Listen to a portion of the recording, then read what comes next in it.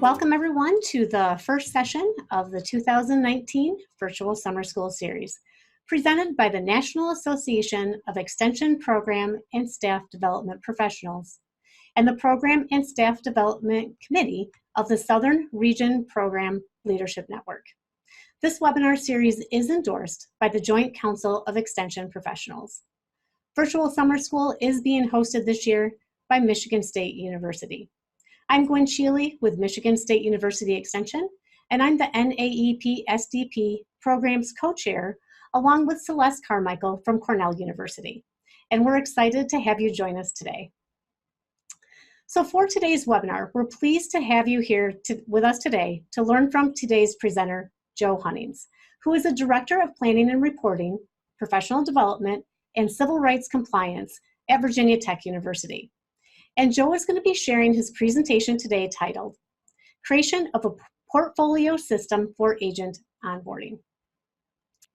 With that, we would like to give a shout out to our peers in the Southern Region Program Leadership Network for suggesting these areas as a series of topics in this year's Virtual Summer School.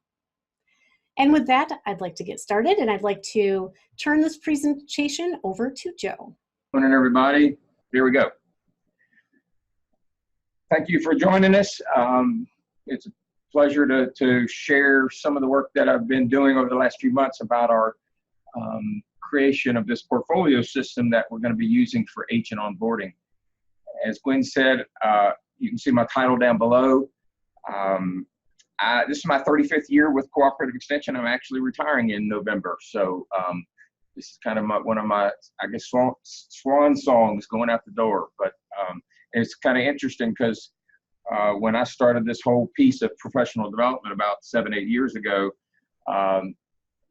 we started talking about a portfolio system for this very same purpose, and it got kind of put off to the side because there were some other higher priorities, particularly with civil rights compliance in our state. So here 8 years later getting back to it, but it's been fun developing this. So I've been an agent for about 10 years. I was a district director in a system for about 6. I was a 4-H specialist for about 6, and then I've been doing some of these things for the last 10 or 12 years. So like I said, about 35 years with Extension. It's been a great career.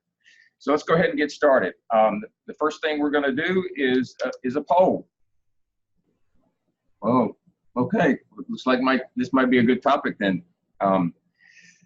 100% of the respondents said they are not using a portfolio system for any of those purposes. So, so maybe everybody will learn a little bit about this. As I said, this is we're still in the development stage. We're actually going to be enrolling our first 2 new agents at the end of the month, July 25th. Is when we have 2 new 4-H agents coming on board, and they're going to be our guinea pigs for this new onboarding process. So let's explain a little bit more about what that's all about and why we decided to do this.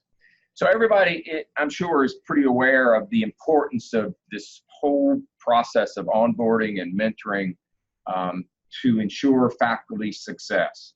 One of the first things I did when I took this role in our system was to develop a mentoring handbook, and it did a good job because we really had nothing prior to that, but it did a pretty good job. And about 3 years after we had done that, we did a survey of new agents in that 3-year period, and found that the agents that had and their mentors that had used the mentoring handbook had a significantly higher level of feeling comfortable about their job, what their job expectations were, how to do their job, feeling connected to the organization. So it made a significant difference for those that actually used that tool to help them through that process. But even then, it was still not ideal because not everybody did it, for one thing. Some mentors kind of did not use the tool as intended, or not used it at all, or forgot that it was even there, even though they would get reminders. So the system really was not ideal in being able to keep people engaged and put them through an effective onboarding process. There was really no mentor accountability or new faculty accountability. There was no way for me or the district director to really know until there was a 6-month point of a review and a year-end review of that process, unless you reached out to those faculty. But we're all extremely busy, so that oftentimes did not happen. We expected folks to keep track and to do their expectations as far as mentoring and onboarding, but we didn't really have a good way of keeping track of that. And then we found that there were critical learning pieces that were slipping through the cracks. There was a lot of shadowing experiences that were expected. There were a lot of discussions and conversations that were supposed to take place, review of content, discussion of content, but we found that some of those critical pieces really weren't getting done, or not getting done as well as they needed to be. So this system is going to be able to provide an evidence-based assessment. So we've got quite a few assignments that new faculty are expected to complete. And I'll go over some of those and show you the categories and some examples of some of those. And so they are to provide evidence of the learning and reflection on things that they might participate in, if it's a shadowing experience, for example. And we will be able to assess their level of understanding and follow through if we think that there might be something missing in that understanding. And then last is that, I don't know about it, your university, Virginia Tech, is a very large Portfolium user. And a lot of institutions are using this portfolio system and badging system for students. And where students will go through their 4, 5, 6 years of education and have developed over that time a portfolio of work that they've accomplished that can be used for the time when they are ready to seek a job. They'll be able to refer employers to that content that's in that portfolio. So this would have the same ability for us. It would create a repository of that faculty member's work that they can then use for promotion in our system, or for, if they decide to move on to another job somewhere else. Again, it keeps a repository of some of that work that they may have accomplished in their onboarding process. So, Joe? Yes. Well, this is Gwen. Just a quick question that we did have come in. Can you talk a little bit, and I think you might get to it on this slide, of what portfolios are in general?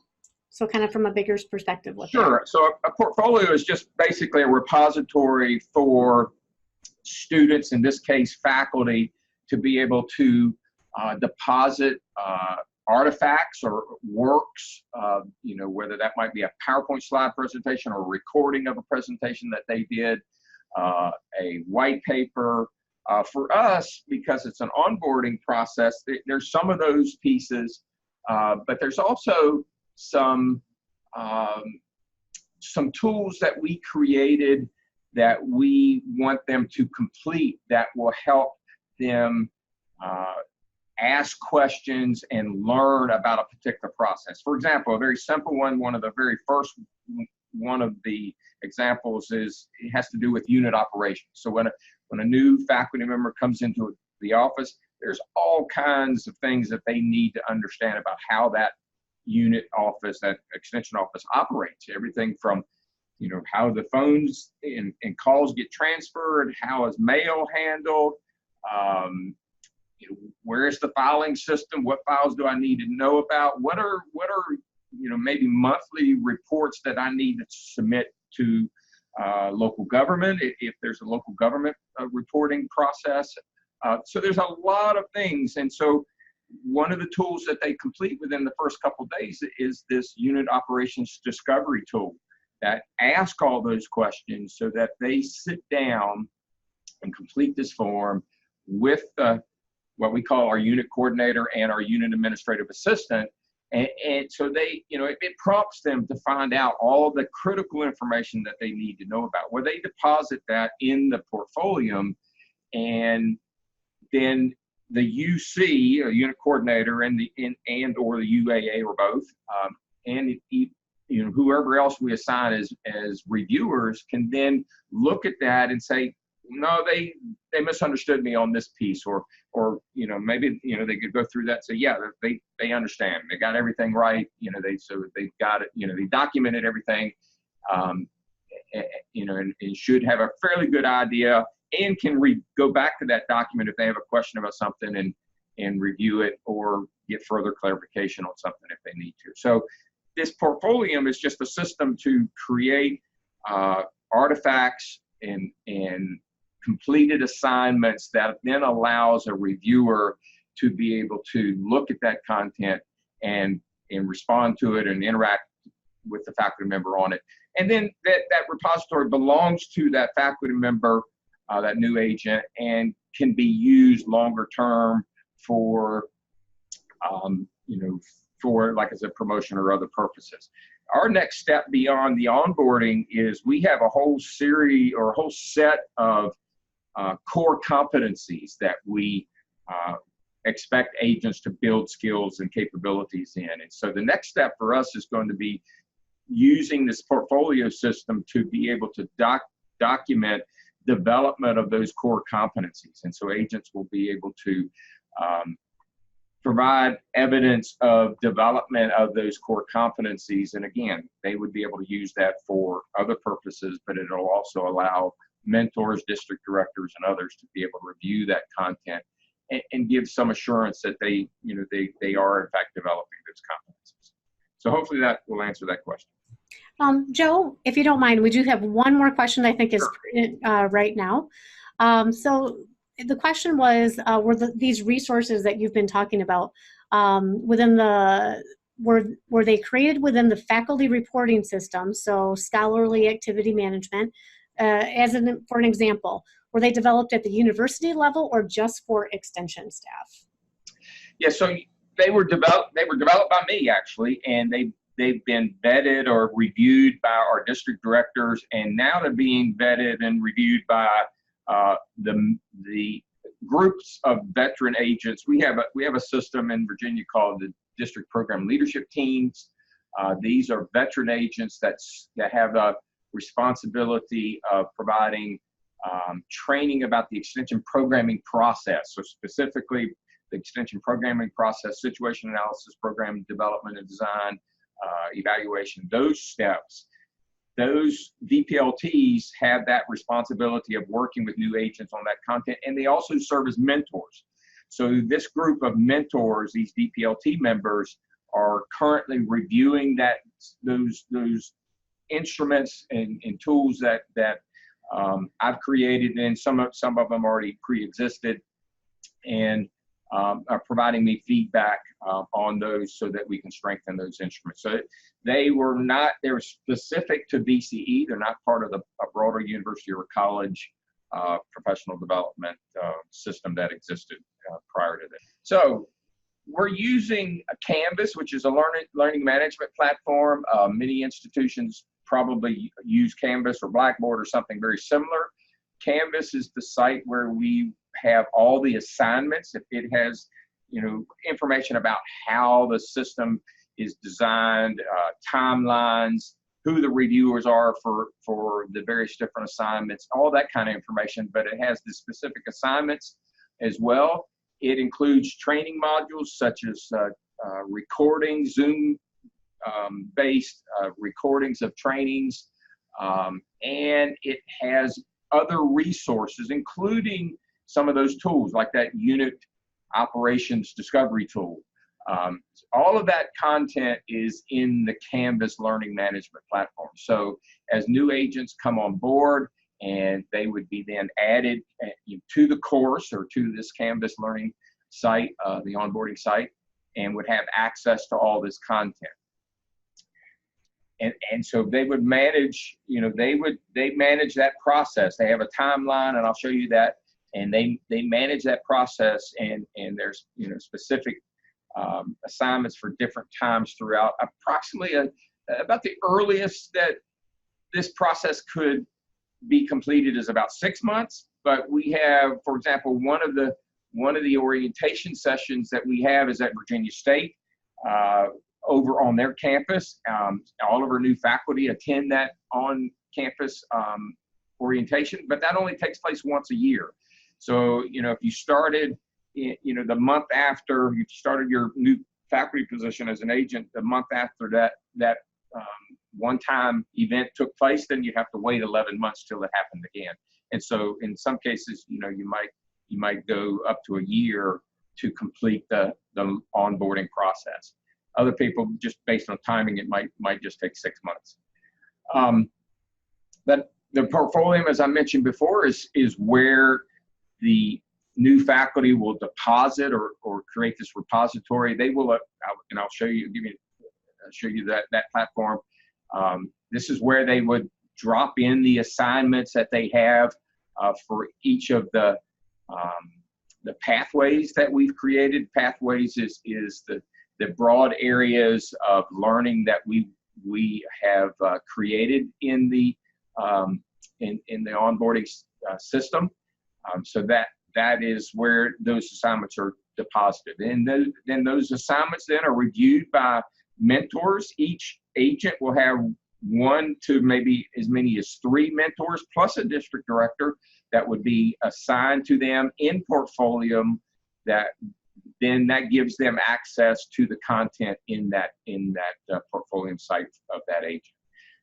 So in the system, a nice thing about the system, it every week right now, it would send an email to remind that reviewer that they have new content that's been deposited in that Portfolium for them to review.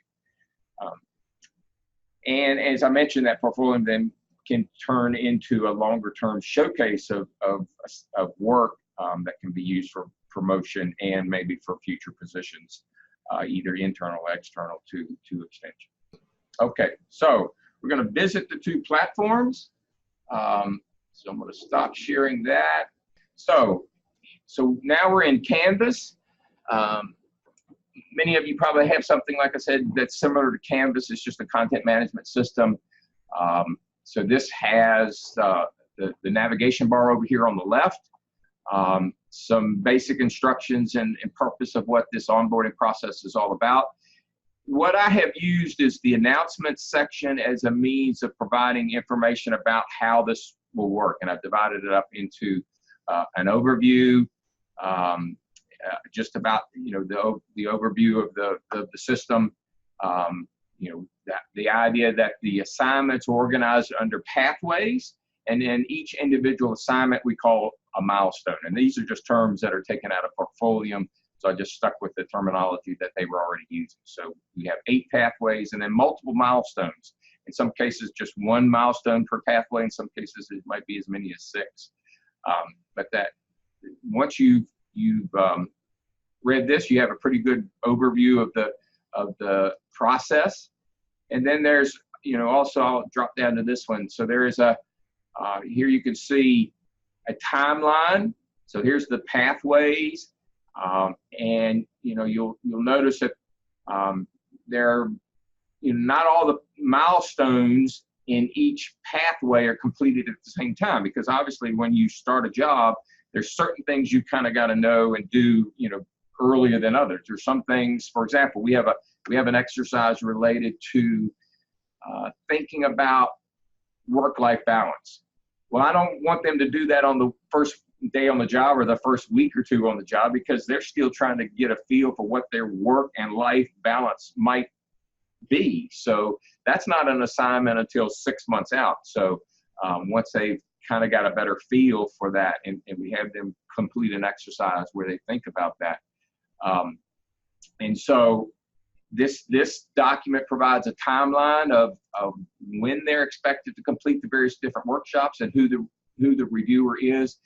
It tells them what kind of work is expected. In some cases, they'll complete a worksheet and then have a discussion with their either myself or with a district director or a mentor.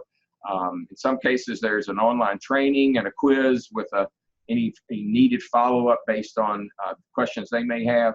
So it's a combination of things. There's some shadowing exercises that are completed a little bit later on, but you can see there's some things that are expected the first week, some the second week, some within the first month, and then it continues on. In addition to this, there's some scheduled face-to-face meetings. So you remember I mentioned the mentoring handbook. Well, we revised that mentoring handbook, and it's revised to reflect this change. And so we actually have 3 face-to-face meetings that the mentor or mentors would sit down face-to-face with that new faculty member. And some of that time, you know, for example, the first one is within the first week or 2 of the job, you know, kind of establish that relationship, get to know each other. But then, you know, by that time, there's already several things that they would have completed. So every time the mentor meets with that new faculty member on a face-to-face basis, you know, they're expected to review some of that content and check to see if there's any questions about some of the content that they've completed since the last meeting. So I think we have 1 meeting within the first week or 2, the second one at 6 weeks, a third one out at 14 weeks, and then at 6 months, there is that have to be face-to-face, but there's a conversation at least, you know, between the two and a kind of a wrap-up if they've gotten to that stage. That doesn't mean that's the only time the mentors will interact with the new agents. There's actually shadowing experiences that the new agent would do with that mentor. But this provides a very detailed record of the kinds of the things that they would be doing and talking about. You know, job clarification. There's that face-to-face meeting. What are getting down into the weeds about roles, responsibilities, and relationships. Here's when they actually come and do a short half-day onboarding session on campus. They have to come and do their benefits orientation on campus. So we spend a half a day with them, and they get to meet specialists, some of the associate directors, and a number of other things while they're here on campus. They do a core competency self-assessment. They start creating those relationships with some of those key specialists in their program area of responsibility. They start doing some civil rights training. So there's a whole series, like I said, 8 different pathways of various different pieces of content. And I'd be glad to share more details about some of that content for anybody that's interested. All right, so this just provides some basic navigation information and timeline information about the portfolio system. Here's a piece about what are those pathways, what is the description, what are the knowledge, competencies, and skills that they should take away from that particular pathway area. All right, so I'm going to go back and so show you the assignments page. So the assignments are broken down into those 8 pathways. This is an extra one that you don't need to be concerned about. But for example, so unit operations, they would click on that. And there's just one milestone or one assignment that's part of that unit operations. And I've given this one as an example. So they would click on that. They would be able to read that information about, you know, what that's about, what the expectation is, how soon that should be completed. This is a files link, so they can go to the file section. They're in unit operations, and it's, you know, organized by the pathway. So they click on unit operations, they would see the unit operations discovery tool. They click on it, and there is that tool. So this is, you know, that example I gave you about just finding out how the unit operates and what are various different procedures for handling the mail, filing, local fund management, travel, you know, many different things that are just really basic kinds of stuff. But a new agent's not going to know to ask all that. And if it's not written down somewhere, a UC, a unit coordinator, or a UAA may not think to you know, provide them with everything. It's just so much to know. So this is a tool designed to help, you know, stimulate that conversation and help the agent and his or her coworkers to create that relationship and help them understand how a unit office works. So they can download this, print it off, sit down, have a one-on-one conversation with those people in their office, and they should be able to then have a pretty good feel for how that unit operations works. Once they've done that, they can then move on to the next step. So this is a tool designed to help, you know, stimulate that conversation and help the agent and his or her coworkers to create that relationship and help them understand how a unit office works. So they can download this, print it off, sit down, have a one-on-one conversation with those people in their office, and they should be able to then have a pretty good feel for how that unit operations works. Once they've done that, Then they would go to the Portfolium system once they've created that and upload it into Portfolium, and I'll show you that in a little bit. And then the reviewer, like the unit coordinator, could then go in, look at the document and say, yeah, it looks like they got everything, or they, like I said, they may find that, well, I must not have done a very good job, explaining this because he didn't quite get this piece right. So I'm going to make sure I have a conversation with the new agent about that, make sure to clarify that, how that particular piece works or that sort of thing. So it's designed to, every piece to have someone review the content and react to it, and then check off on it. Once they feel comfortable that agent has, got a good, clear understanding of that particular process or piece of content, then they check off on it. And once they've checked off all the milestones in a pathway, and I'll show you this in a minute, then that completes that pathway, and they get a badge for that pathway. So I'll show you that in a minute. But anyway, go back up here to assignments. So, for example, we'll just open up some of these roles, responsibilities. So there's an overview that just describes the pathway in general terms. But one of them is a job clarification worksheet. So that one is a conversation that's between the district director and the new agent to make sure both understand, they're both on the same page about what the job is, what the expectations are, what does that district director expect to see within the first 3 months, 6 months. What are those key responsibilities? What are those things that district director is going to be looking for in that first year on the job? So that's a tool that helps to stimulate that conversation and that understanding. This is a tool related to roles and responsibilities and relationships with all the various different people, internal and external to the organization that new agent will be working with, and what are the various different roles and responsibilities with different people and different relationships. I'm not going to spend time with each one of these, but you can kind of see some of the other pieces that we've got. Required certifications would include things like pesticide certification, pesticide applicator certification. Probably every state has category 10 in our state, where if you're an ag agent, you're given pesticide recommendations, then you have to complete that certification. So it's just a way to check off that gets done. So civil rights compliance. This is where there's a number of training modules, recorded training modules. There's a whole series of training modules related to our civil rights compliance training. Also one about reaching underserved audiences. There's a Title IX training. And then there's a 2-day diversity inclusion training. We have a group of faculty that are called Diversity and Inclusion Fellows.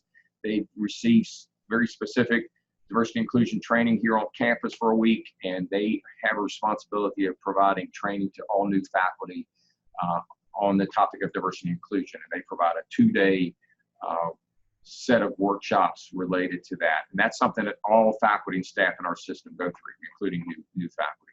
So again, this system is a way to provide evidence that they've completed that. For these recordings, they also complete a quiz, but they're encouraged to ask questions of their mentor and others if they have questions about the content. All right, so once they've completed assignment, if they completed that unit operations discovery tool, then they would go into the pathway. So here's the Portfolium pathway. This is actually a copy of it, so we can do some things, play around with some things. So here you can see the onboarding badge. So completion of all the pathway milestones would eventually get them this onboarding badge. But here's the unit operations pathway, for example. And then you can see the other pathways, the roles, responsibilities, the campus connections, mentoring. So each one of those, and as you can see, each one has off to the right over here, the various different milestones or assignments that are part of that particular pathway. So for unit operations discovery, you hit get started. you start the requirement, and basically you just upload the file. And so then that puts that file into the system, and then makes it available for the reviewer, in this case, the UC and UAA, to be able to review that particular effort. So it's pretty simple. I'm not going to show you what that looks like from the reviewer standpoint, but it looks very, very similar. They would have access to the system.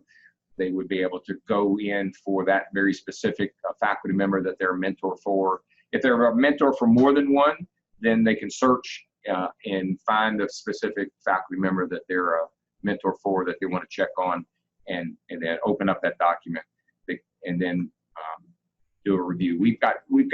There's one presentation that the new agent is expected to complete, and a recording of that presentation. Hopefully the mentor could be there face to face, along with some of the other folks internal, but it's an internal presentation that they do some research on and create. And there's a rubric that I found from another institution that is used to help those reviewers provide some feedback as far as their presentation skills. And so that rubric would then be used by multiple people, and that feedback is then provided to that agent. So that's another one of the milestones in this process. Hey, Joe, we're getting a couple of questions in. Do you want to answer a couple? So yeah, let's go ahead and do that. All right. Well, we have the first question about how many employees are going through this process each year. Is it only for agents or all program faculty and staff, such as program assistants? Yeah, that's a good question. So, again, we are just starting this process. Our first two agents are right now scheduled they start on July the 25th, so in about 2 weeks, and they will be plopped into this system as the guinea pigs right away.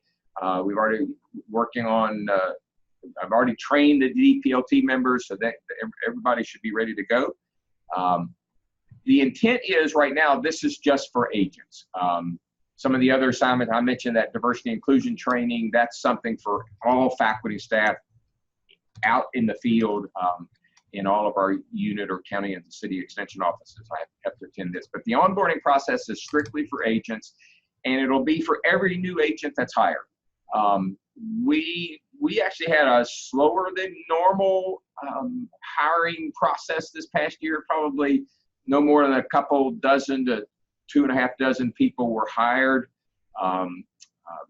in the past year. So, in some years it's more like 3 or 4 dozen.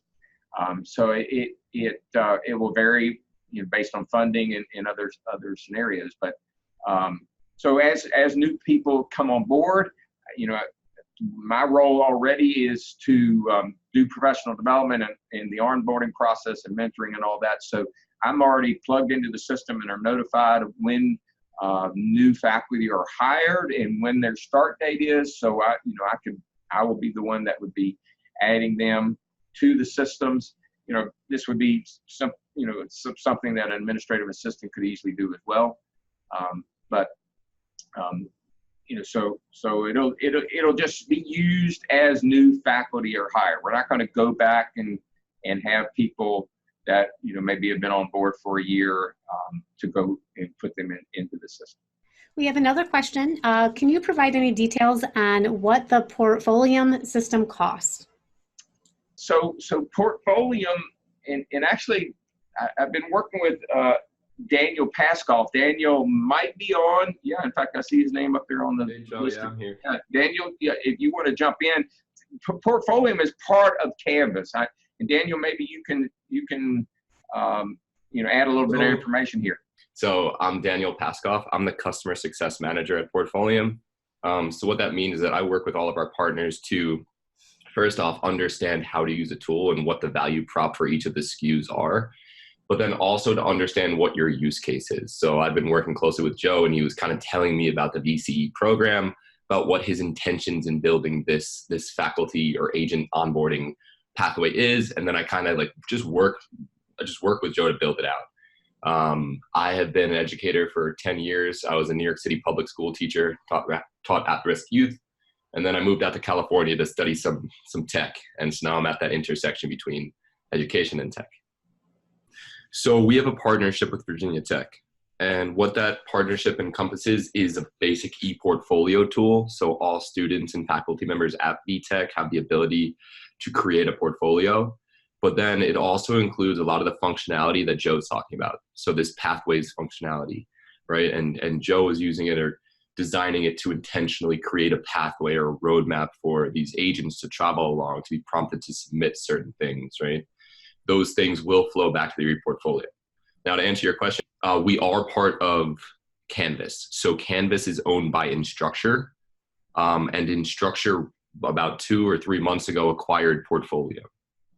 So we are part of the same organization as Canvas. Daniel, apologize, but there are other portfolio products out there, and you may have a learning management system that has an arrangement with another portfolio kind of a product.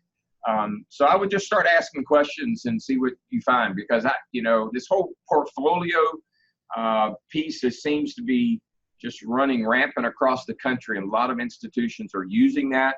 Yep. I just thought it might, besides, being just used for students, undergraduate students in particular, I kind of found that, or thought that it might be, attractive to our new faculty as a means of doing some of the same sorts of things that's intended to do with students.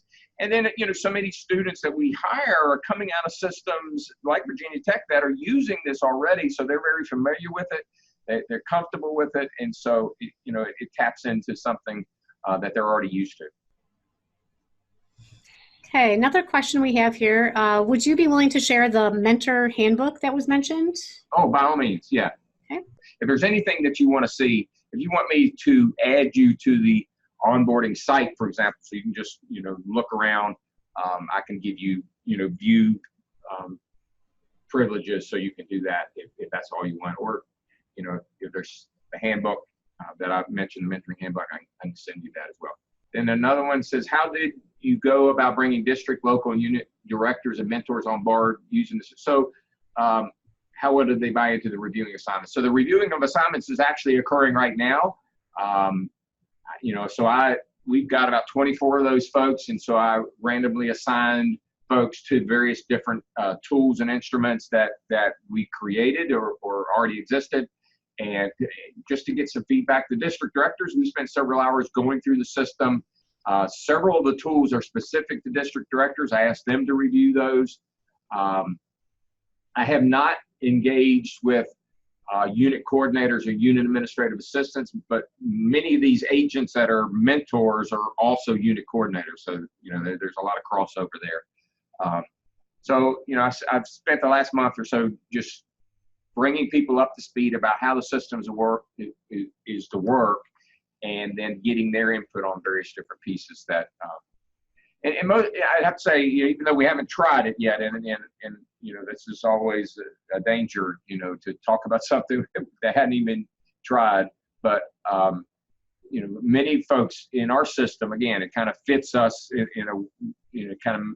fits us because the other system had some weaknesses, and this, I think, is going to address some of those weaknesses. So people are pretty excited. District directors in particular were very excited in being able to have a system that was very accountable, that was very regimented in a way. There's a whole lot of steps that were laid out in the previous mentoring handbook that didn't always take place. And this is a way that we can hold everybody a little more accountable to make sure that those things get done.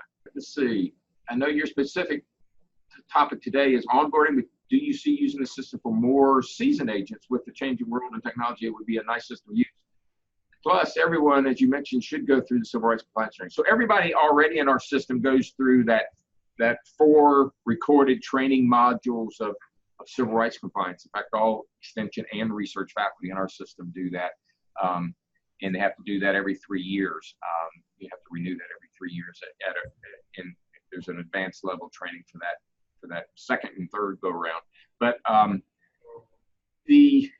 so I mentioned, the second stage of this that I see would be then to use this for that whole core competency piece. So there's about 16 core competencies that we have identified that are pretty critical. You know, for example, communication skills.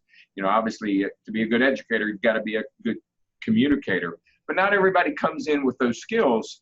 You know, maybe they're very adept at public speaking, and maybe they even have some public, some of their own social media sites, but maybe they don't really understand how effectively to use social media in their job. And so maybe just some training to bring them up to speed about how they can use social media as an extension agent might be what they need to ramp up their communications core competency.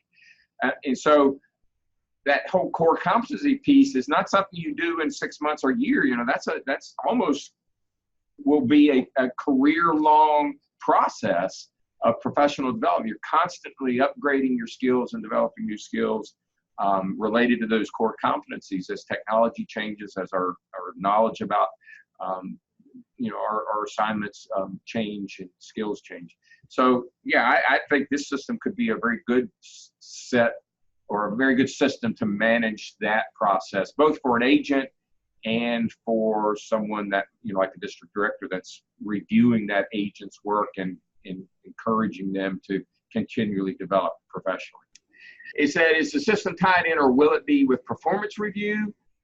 No more than from the standpoint of a district director having access to the system, and you know, obviously the mentoring piece is a responsibility of those DPLT members in our system. And so, you know, I would assume that district director, there's actually 2 points, a 6-month and a 12-month period where there's an actual formal evaluation between the mentor and the mentee that is provided to the district director. And so, you know, I would imagine some of that information could be used by the district director in that mentor's performance evaluation. Certainly, you know, how well the new agent completes these steps and does it on a timely basis certainly could be part of a performance review process for that new agent by the district director. So we really haven't talked a lot about that, but you know, it just makes sense that, you know, the involvement of agents and mentors in this process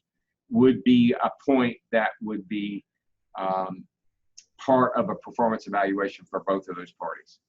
How long will the new educators have to complete the onboarding assignment? So again, you remember me talking about, you know, it all is based on the timing. So if a new agent gets hired at, you know, 1 week after that once a year BC, Virginia State University orientation, then they've got to wait a whole nother year till that one's scheduled, you know, again, because we only do that once a year. So, and that's one of those milestones. So that's one of the expectations, and you can't sign off on it until it's done. So in that case, that person it would take them a whole year. But if they get hired, you know, the week before that, and they can attend that session, then, you know, it's very possible they could complete all of the assignments within about 6 months. But 6 months is pretty much the minimum. There's a number of assignments that, you know, are expected to be carried out in that 3rd, 4th, even the 6th month. And so 6 months to a year. But we want that, you know, mentor and that new agent to maintain that relationship. Even if all the assignments are done, we want that relationship to continue for that full year. You know, we want that, you know, by that time they built up a really strong trust and bond, and, you know, and so it's important that they continue to, you know, meet together, talk together on the phone. You know, it's important that the agent has somebody that they can trust and talk to and work through things in that first year. So, how many hours? That's a good question. I actually have not calculated how many hours it would take, you know, and I realized mid-sentence at some point, I don't think I've actually even totaled the number of assignments up, but, you know, there's 1.5 to 2 dozen assignments, of course, spread out over that, primarily that 6-month period.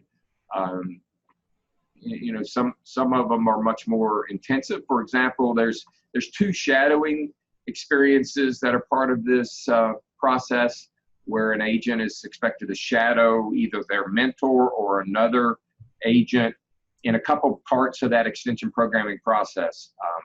And so that, that might be a full day. It might be, parts of a couple days to be able to complete those shadowing experiences. Yeah, I should probably try to estimate the amount of time that might, completely involve. But obviously, this first 6 months, is the best time to be able to do this, because agents are. I mean, that's what this whole process is about: is to train folks in their job and how to understand how to be successful in their job. And no better time to do that than in this first 6 month period. So.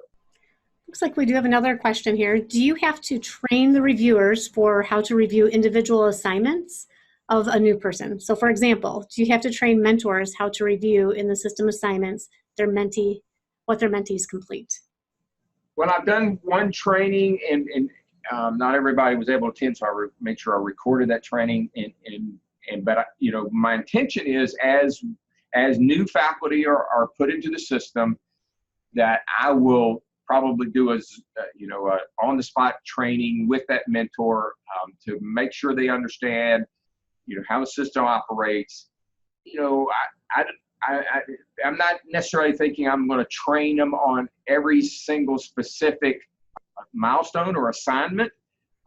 These are all veteran agents, and I think, if they look at a particular tool, it's going to be pretty self-explanatory. But I'm going to encourage them, obviously, if they have questions, or if they have another, a little bit of a different take on something. I'm going to be open to listen to that. That's why I'm trying to get folks to give me some input into that right now, so we can make any adjustments that we need ahead of time. But certainly everybody will get on-the-spot training if they feel like they still need that when they're assigned as a mentor, so they'll know how to navigate and understand how the system works to be able to pull out assignments, review them, and respond. All right. I think that's all the questions we have at the moment. I want to thank everybody for joining, and enjoy sharing this, and hopefully we'll be successful. I'll be able to test it out for a couple months, and then, like I said, I'm retiring in November, so it'll be somebody else's baby at that point. But, if you're interested in more information, please contact me. All right. Well, thank you, Joe, once again for sharing all this information with us today. Obviously, from what we saw at the poll question at the very beginning, this is a new topic to a lot of staff. I'm sure everyone has definitely taken something from this. And we'd also like to thank all of our participants today for joining us for the first day of our 2019 virtual summer school.